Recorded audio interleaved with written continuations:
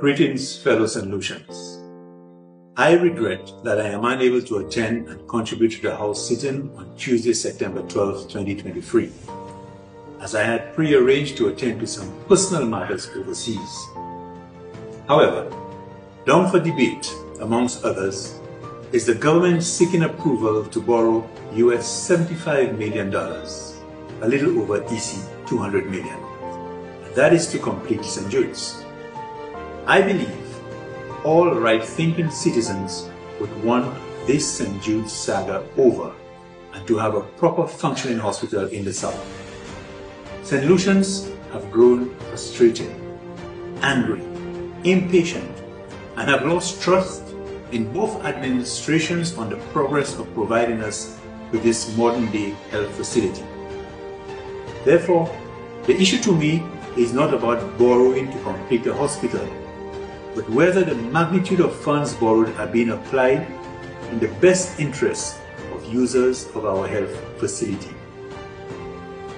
When the UWP government came into office in 2016, we recognized correspondence from the then PS in the Ministry of Economic Development to the then Prime Minister, Dr. Kenny Anthony, indicating that to complete St. Jude Hospital would cost in the region of EC $100 million.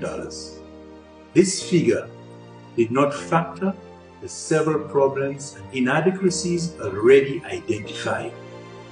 The UWP government thought it necessary then to have a professional assessment done and contracted FDL Consult Inc. to provide a technical audit on the existing reconstruction project.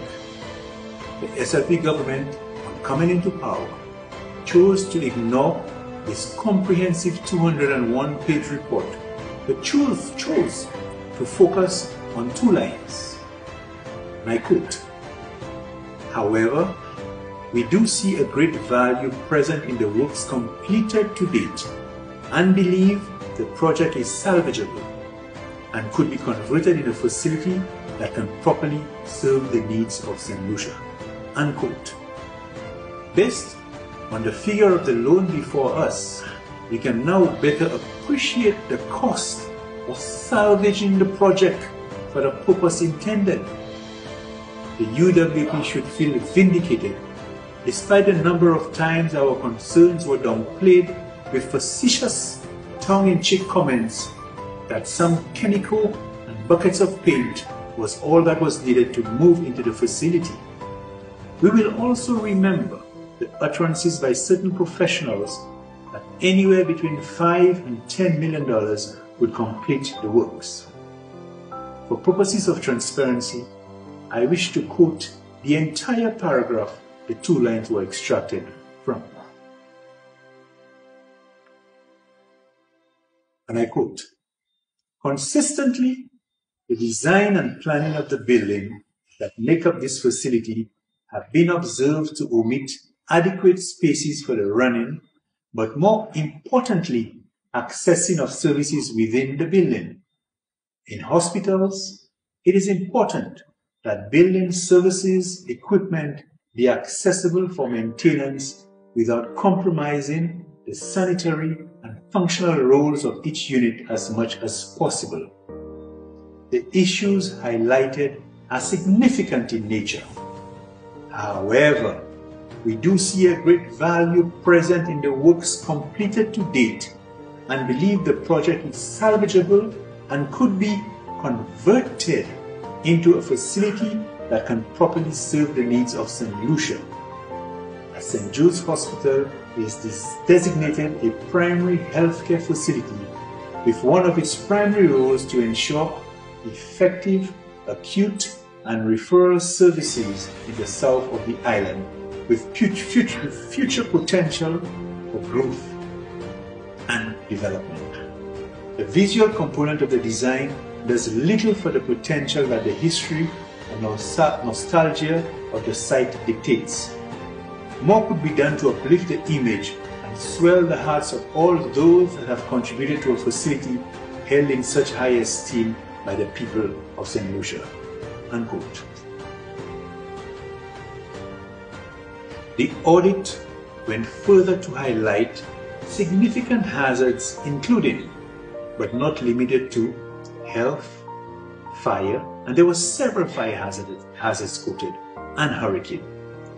Armed with this credible information, the then government of Honorable Alan Chastanet decided it would be more prudent and money better spent to build a brand new, resilient and futuristic structure, keeping with the 2007-2008 National Vision Plan aimed at creating St. Jude Hospital into a regional hospital complex and to develop and improve general health care and support services for the medical training schools expected to be attracted to the south of the island.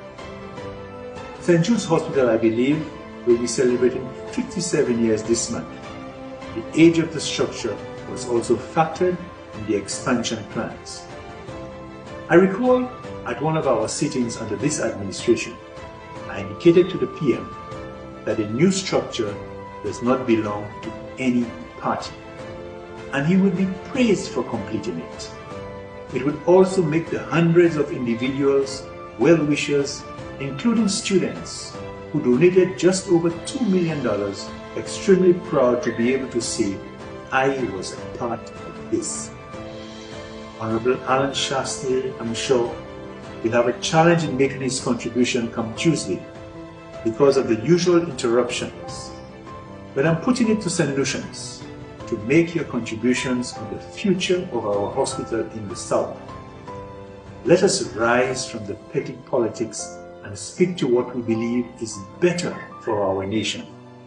Maybe the Prime Minister and his cabinet will listen. I thank you for listening to me, and may our sweet St. Lucia remain blessed. Good day.